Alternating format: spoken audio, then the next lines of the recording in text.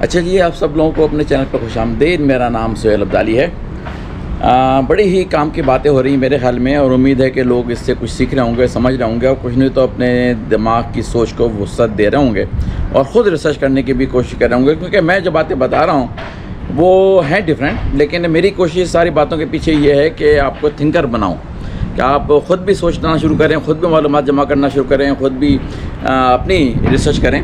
क्योंकि आपकी ज़िंदगी, आपकी बॉडी एक अल्लाह की अमानत है, और उसको सही तरह से दूसरों के सुपुर्द करने के बजाय ख़ुद मालूमात करके भी कुछ फ़ैसले करें अपनी ज़िंदगी के बारे में।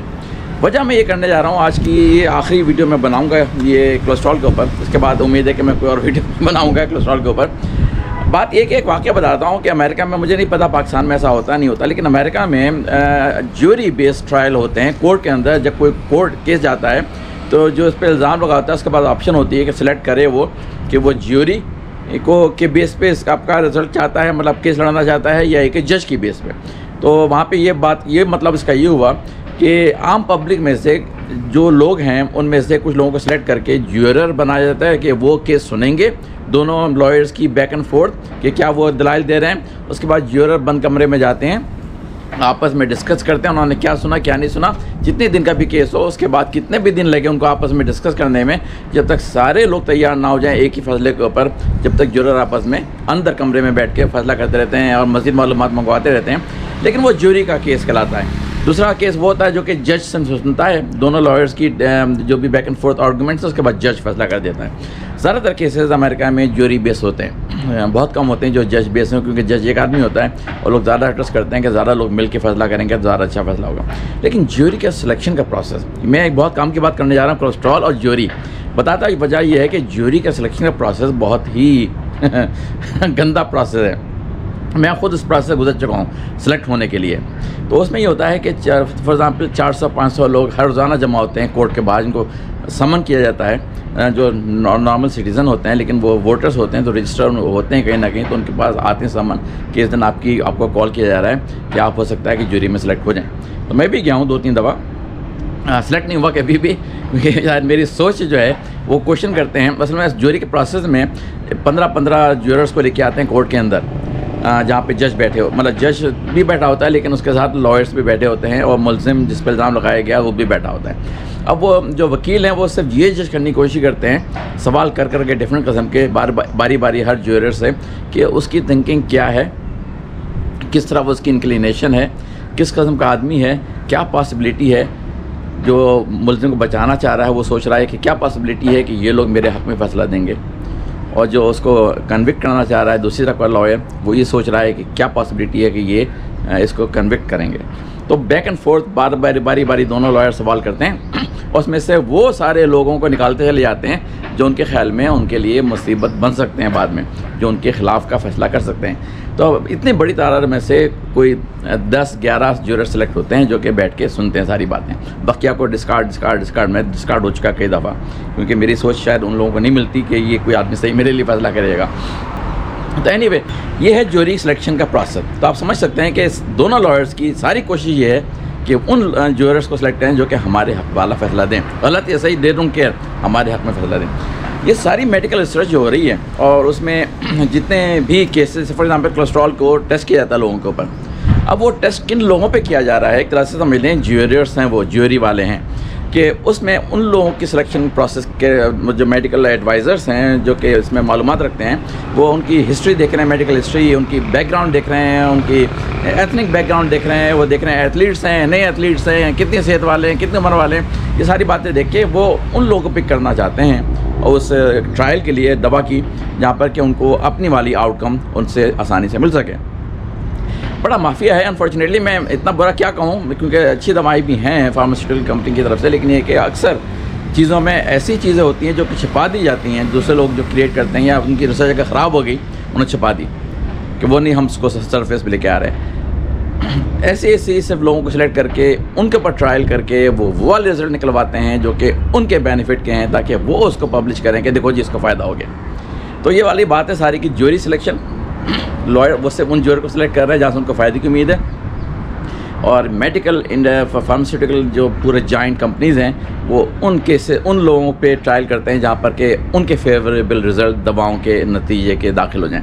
ये एक माफिया है अनफॉर्चुनेटली, और अगर आप समझ सकते हैं तो आप कहीं भी उसको रिलेट कर सकते हैं। इवन कैंसर में जनाब कीमोथेरेपी होती है और रेडिएशन की थेरेपी होती है, obviously it saves many lives, but at the same time they are making so much money. इतने पैसे बना रहे हैं इस प्रोसेस से कि वो ऐसी रिसर्च जो कि दूसरी तरफ से हो रही है जहाँ पर कि वो पैसे नहीं बन सकते, वो उनको किल करती रहती हैं, पैसे खिला खिला के उनको सप्रेस करती रहती हैं, उनको सामने नहीं आने देती। अगर कोई बंदा अच्छी मालूमात ले भी आए तो इतना बड़ा इनका कंट्रोल है इसके ऊपर, सिस्टम के ऊपर, कि उसको लेबल कर देती हैं कि ये आपके ख़िलाफ़ है, इसका डॉक्टरी लाइसेंस कैंसिल किया जाए, उस पर केस कर करके उसका दिवालिया कर देती हैं ये बड़ी कंपनीज।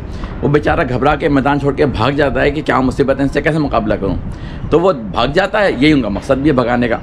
अगर नहीं भागता है, जज डटा रहता है, तो उस पर ऐसे केस करते हैं कि अल्टीमेटली कोई उनको ऐसा लॉयर जज मिल जाता है जो कि उनका लाइसेंस भी कैंसिल कर देता है उठा के, जी तुम गलत बात कर रहा। लेकिन बहुत अच्छी रिसर्च हो रही है कैंसर के ऊपर, और बड़ी सस्ती रिसर्च, बड़े सस्ते तरीके से इलाज हो सकता है। मैं अभी इसके मौजूद पे मैं नहीं आ रहा फ़िलहाल, लेकिन मैं सिर्फ आपको बताने की कोशिश कर रहा हूँ कि ये ड्रग का सिस्टम, जिसमें कि कोलेस्ट्रॉल एक ऐसा टॉपिक बना हुआ है मेरा, ये ऐसी चीज़ बनी हुई है कि जो कि आपको काफ़ी हद तक तबाह करे।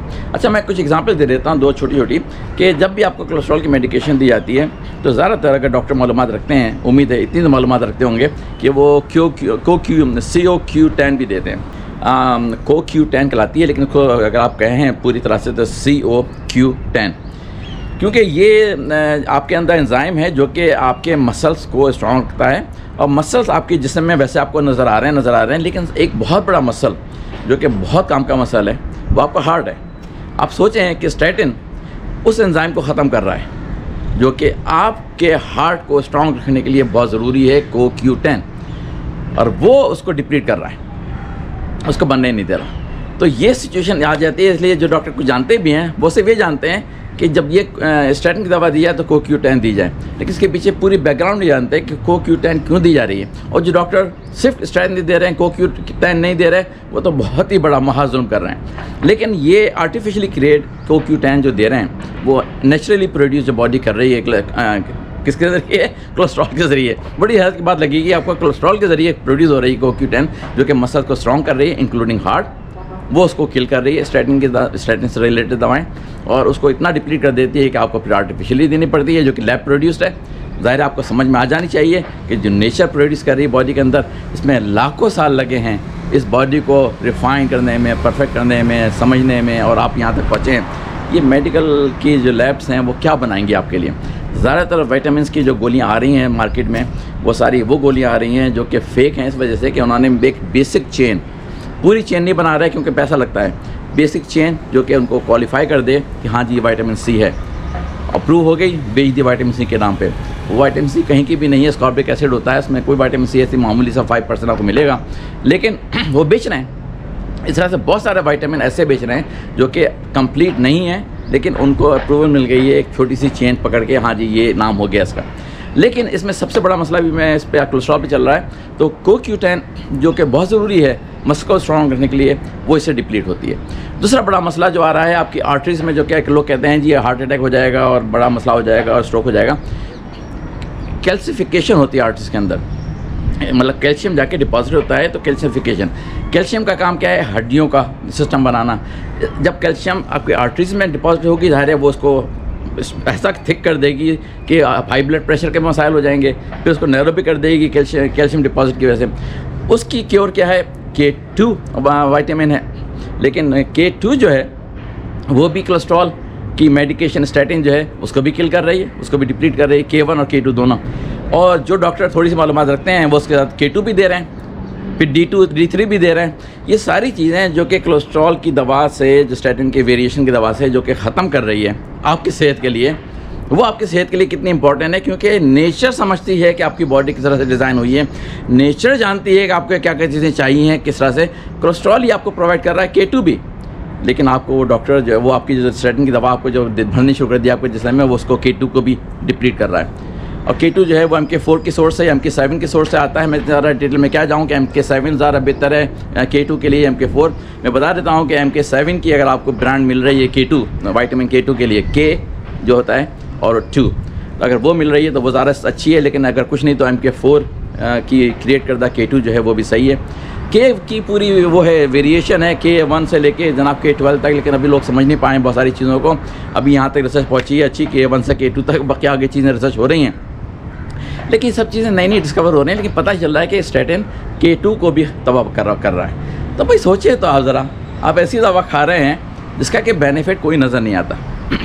एक बड़ा नंबर को वो डिक्री LDL को कम कर देगी, इसमें कोई शुबा नहीं, क्योंकि बड़ा नंबर जो है वो LDL की वजह से बनता है ज़्यादा, क्योंकि बड़ा नंबर जो है बेसिकली मिक्स है LDL और HDL और ट्राइग्लिसराइड वगैरह का। लेकिन बहुत सारी अदर तरीके हैं जो कि आपकी सेहत को अच्छा कर सकते हैं दवाएं खाए बगैर ये स्टैटिन की।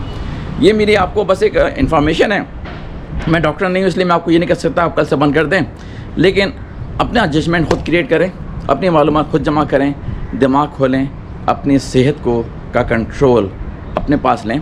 लेकिन अपने आप को मेडिकेशन के सब्जेक्ट ना करना शुरू कर दें कि मैंने पढ़ लिया ये इसकी दवा है जाके मैं खुद ले लेता हूँ मेडिकल स्टोर से, वो भी ना करें।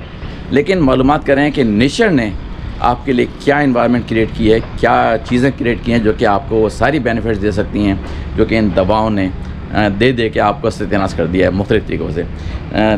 ना तो ट्राइग्लिसराइड कम कर रहा है ये स्टैटिन, और दूसरी तरफ CoQ10 भी आपका डिप्लीट कर रहा है, ख़त्म कर रहा है। दूसरी तरफ आपका K2 भी डिप्लीट कर रहा है, ख़त्म कर रहा है, जो कि बहुत ज़रूरी है। असल आपको CSE जो टेस्ट करवाते हैं कैल्सिफिकेशन का आर्टरीज़ का, वो टेस्ट कहलाता है CSE, वो करवाएं। एक तरह से एक्सरे ही है काइंड ऑफ, ताकि आपको पता चले कि आपकी आर्टरीज़ में कैल्शियम डिपॉजिट कितना हो रहा है। वो आपके लिए ख़तरनाक हो सकता है अगर वो नंबर बड़ा हो, तो उसको आपको कम करना है K2 वगैरह विटामिन लेके और अपनी ग़िज़ा की चीज़ों को देख के, अपनी वर्जिश वगैरह करके।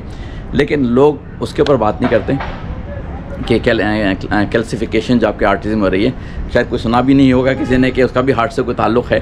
सबके सब cholesterol cholesterol cholesterol cholesterol cholesterol, सारा ब्लेम जो है हार्ट के ऊपर कोलेस्ट्रॉल को डाल दिया है, जबकि बस दवाएं बेचने का। तो ये जो माफिया है ना मैं फार्मा इंडस्ट्री का, वहाँ पे AHA है, बहुत बड़ी ऑर्गेनाइजेशन, FDA है, इन सब की रोज़ी चल रही है इन फार्मास्यूटिकल कंपनी के चंदों से। चंदा समझ ले मिलता है उनको, वो मिलना बंद जाए तो इनकी रोज़ी बहुत कम हो जाएगी। इसलिए ये डबल डोर पॉलिसी चल रही है कि हाँ जी अप्रूव करो, हाँ जी अप्रूव करो, हाँ जी अप्रूव करो। आपकी सेहत आपके लिए ही इम्पोर्टेंट है, ये इन कंपनीज़ के लिए इम्पोर्टेंट नहीं है। इनके लिए इम्पोर्टेंट पैसा है, याद रखिएगा, इनके लिए इम्पोर्टेंट पैसा है। मैं भी सिर्फ स्टैटिन की बात कर रहा हूँ, लेकिन बेशुमार दवाएं ऐसी आ रही हैं मार्केट के अंदर जो कि आपको बहुत अंदर से खोखला कर रही हैं, आपको बहुत तबाह कर रही हैं, सिम्टम्स को हटा रही हैं, सिम्टम्स को, लेकिन रूट कॉज को कोई हैंडल नहीं करता। तो ये मेरा आज का मैसेज था कि समझ जाइए कि ये माफिया बड़ा पैसा बना रही हैं, बड़ा रोकड़ा बना रही हैं, लेकिन कुछ अच्छी दवाएँ भी हैं और कुछ ज़ालमाना दवाई भी हैं। ये आपका अपनी रिसर्च है जो कि आप खुद आपको करनी है, खुद जानना है, खुद समझना है। किसी ने मुझसे पूछा था VLDL is kind of small particles जो होते हैं, डेंस पार्टिकल जो कि फ्लोट नहीं करते, बैठ जाते हैं, वो ट्राइग्लिसराइड का ही पार्ट होता है एक तरह से। लेकिन ये कि मैं बहुत डिटेल में ये वीडियो सबके लिए है, इसलिए मैं डॉक्टर हज़रात खुद अपनी बात करें, इतना मैं कह सकता हूँ। वीडियोज़ हैं, देखें यूट्यूब पे बेशुमार वीडियोज़ हैं, सर्च करें VLDL क्या होता है, ट्राइग्लिसराइड HDL का रेशियो क्या होता है, स्टैटिन क्या मसाइल हैं। मैंने 1-2 लिंक पिछली वीडियो में कहीं दिए थे, देख लीजिए जाके अगर आपका टाइम हो। इंग्लिश में है वीडियोज़ आ रहे हैं, वो 1 घंटे की वीडियो है, तप्पड़ है, ज़रूर देखिए, जानिए, समझिए। अच्छा जी, अगली वीडियो तक के लिए खुदा हाफिज़।